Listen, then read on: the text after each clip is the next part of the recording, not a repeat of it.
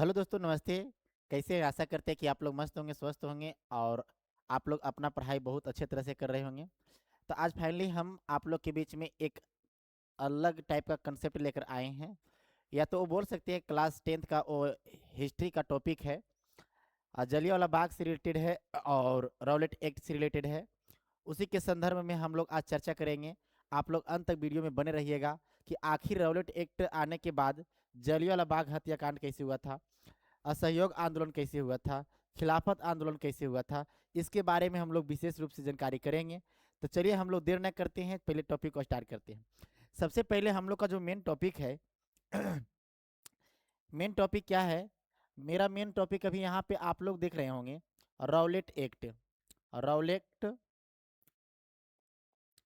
Rowlatt act है और Rowlatt act के बारे में हम लोग जानकारी करेंगे।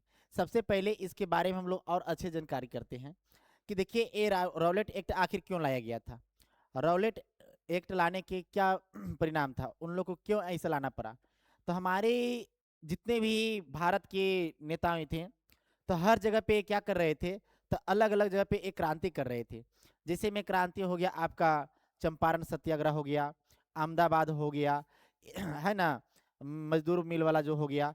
तो वो सारे जगह पे क्रांति जब कर रहे थे महात्मा गांधी, तो सफल हो जाते जा रहे थे। तो इसी के दौरान अंग्रेज वाले ने रॉलेट एक्ट लाने के लिए, वो क्रांतिकारी गतिविधियों को रोकने के लिए जरा ध्यान दीजिएगा, उसने क्या किया कि क्रांतिकारी क्रांतिकारी गतिविधियों, थोड़ा सा गला फंस रहा है क्रांतिकारी गतिविधियों गतिविधियों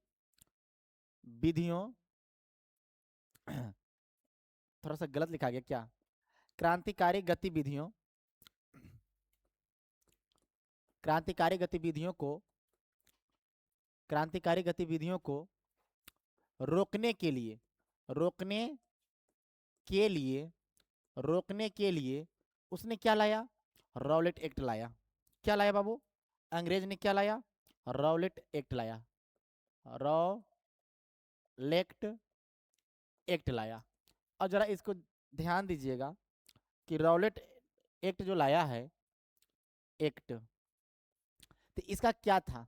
तो सबसे पहले कि यहाँ पे हम लोग जानकारी करेंगे, तो वर्साय की संधि चल रहा था। वर्साय की संधि ये आपका प्रथम विश्व युद्ध के समय ही चल रहा था, ठीक है। तो उस समय वर्साय की संधि जो चल रहा था, वर्साय की जो संधि चल रहा था, वर्साय की संधि वर्साय की जो संधि चल रहा था, उस समय वहाँ का जो अध्यक्षता के रूप में था चेम्स चेम्स फोर्ड। कौन था बाबू? चेम्स फोर्ड था। और इसी के नेतृत्व में Sydney Sydney Sydney Rowlatt Sydney Rowlatt Sydney Rowlatt ने सिडनी एक्ट ने सिडनी एक्ट ना सिडनी एक्ट ने राउलेट नहीं, सिडनी एक्ट ने क्या किया? तो ये लेकर आए क्या? आपका रॉलेट एक्ट। जब ये लेकर के रॉलेट एक्ट आया, तो जरा ध्यान दीजिएगा, तो इसमें एक बहुत बड़ा नियम लगा हुआ था। वो नियम क्या था? जरा ध्यान दीजिए बाबू। वो नियम था कि इस जो रॉलेट एक्ट आया था, तो इसका एक नियम यह था कि किसी भी लोग को कहीं पे बलजबरन किसी भी मुकदमा का या किसी भी केस फाइल का, मतलब आपको पकड़ लिया और आपको जेल में बंद कर दिया, ऐसा इसमें नियम था। तो इसमें ऐसा नियम था कि आपको कुछ भी नहीं कर सकते, ना ना तो आप अपील कर सकते हैं, ना तो आप अपील कर सकते हैं, नहीं तो आप अपील कर सकते हैं, ना ही आप दलील कर सकते हैं, है ना, दलील कर सकते हैं, है ना, ना अपील ना दलील ना क्या बोल सकते हैं, ना अपील कर सकते हैं, ना दलील कर सकते हैं, ना वकालत रूप में वकालत, किसी भी तरह का कोई चीज नहीं कर सकते हैं, ऐसा ये नियम था। अब बताइए, कोई किसी को कुछ बोल भी नहीं सकता है, ऐसा नियम था। और सोचो कि इसको क्या कैसे मान लिया जाए। तो इसी चीज को ना तो अपील कर सकते हो, ना तो कोई चीज का दलील, ना तो किसी चीज पर आप आवाज उठा सकती हो। ऐसा नियम बना हुआ था, ऐसा नियम बना हुआ था। तब देखिए जरा ध्यान से, अब बताइए, ये नियम जब बना हुआ है, तो लोग, भारत के लोगों ने सोचा, अरे भाई ये क्या कर रहा है यार, हम लोग कोई गलती करेंगे तब तो हम लोग को कुछ सजा होगा ना। लेकिन एक ऐसे कौन सा नियम है कि बिना गलत का भी, हम गलत भी नहीं है, हमको पकड़ के जेल में बंद कर दिया जाएगा। तो इसी को महात्मा गांधी ने, महात्मा महात्मा गांधी ने इसी को महात्मा गांधी ने क्या बोला? काला कानून। क्या बोला? काला कानून बोला। क्या बोला बाबू? काला कानून बोला। बोलो, काला कानून किसको बोला गया? रॉलेट एक्ट को। किसने बोला? महात्मा गांधी ने। किसने बाबू? महात्मा गांधी ने। अब जरा ध्यान दीजिएगा। अब इसी दौरान भारत के दो महान क्रांतिकारी, भारत के दो महान क्रांतिकारी नेता, उसका नाम जरा देखिए। भारत के दो महान क्रांतिकारी नेता थे, वो पंजाब के ही थे। कहाँ के थे? पंजाब के थे। एक का नाम था डॉक्टर सत्यपाल। सत्यपाल। बहुत सारे बच्चे लोग कहते डॉक्टर सत्यपाल मलिक कहता, लेकिन मलिक नहीं था। और दूसरा का नाम था डॉक्टर सैफुद्दीन। सैफुद्दीन किचलू। किचलू। अब ये दोनों को क्या कर लिया कि इसी रॉलेट एक्ट के समय ये दोनों को क्या कर लिया जाता है? गिरफ्तार कर लिया जाता है। और जब ये दोनों को गिरफ्तार कर लिया जाता है तो पूरी तरह से हंगामा होने लगा। अरे भाई देखो तो, अब बताइए, अब बिना किसी चीज का आपको गिरफ्तार कर लिया जाएगा तो आप लोग के गांव में क्या हरदम नहीं मच जाएगा कि देखो तो ये क्या हो गया भाई साहब, बिना कहे पूछे आ करके और उठा करके लेके चल गया। तो किसी भी तरह से नहीं कोई सोचेगा। तो ये जो था, सभी गांव वासियों ने क्या किया? थोड़ा सा आवाज उठाना चालू किया, पूरी तरह से जोश जुनून के साथ आवाज स्टार्ट किया। अब जरा इसको ध्यान दीजिए, थोड़ा छोटा हम कर देते हैं क्योंकि इसी में सब कुछ हमको हटा देना भी है। अब यहाँ से क्या होता है कि जब ये हुआ तब क्या होता है कि अंग्रेज ने क्या करता है कि इन लोग को बुलाते हैं क्या?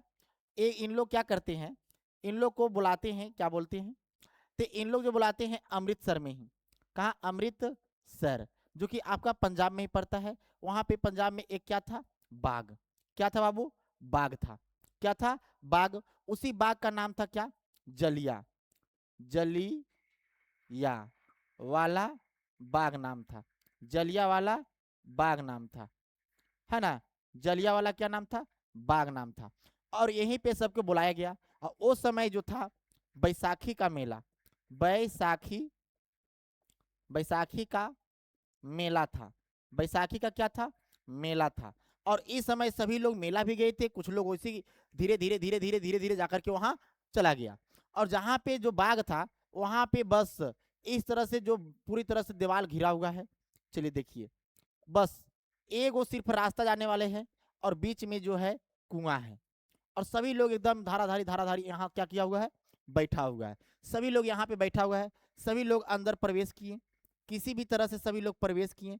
सभी लोग यहाँ पे बैठ गए। और इसकी भनक लग गया, जानता है किसको? इसकी भनक लग गया किसको? जनरल ओ डायर को। किसको इसकी भनक लग गया? तो एक कुत्ता कमीना का। किसका? General O'Dwyer. General O'Dwyer को, जनरल ओ डायर को क्या लग जाता है? भनक। इसको पता चलता है कि सभी लोग वहां पे क्या है? इकट्ठा है, बैठे हुए हैं। तो जनरल ओ डायर जो था, इसने क्या करता है? जनरल जनरल आर डायर को अनुमति दे देता है। क्या अनुमति देता है? कि देखो जो भी आए हुए हैं सब पर गोली चार्ज, गोलियां चालू कर दो। मतलब ढीन ढीन ढाल अपने समझा दिया। और इसने बताओ ये कितना हरम चोट्टा था, एक नंबर का। ये तो बताइए, ये तो सैनिक है। और जो आदेश से जिला का जो मिनिस्टर रहेगा, जो वहां से आदेश देगा, वो तो इसको करना ही पड़ेगा। अब इसने क्या किया? इसको आदेश दे दिया। इन लोग सभी लोगों पर निहत्थे गोलियां चलाना स्टार्ट कर दिया। सभी लोगों पर जब निहत्थे गोलियां चलाना स्टार्ट कर दिया, तब क्या होता है कि जब जब सभी लोगों पर निहत्थे गोलियां स्टार्ट कर दिया, तो कुछ लोग अपना जान बचाने के लिए, कुछ लोग पहले, बहुत सारे लोग, अब भाग भी नहीं सकता क्योंकि चारों तरफ से घिरा हुआ था। चारों तरफ से क्या हुआ था? तो घिरा हुआ था, भाग कोई नहीं सकता है।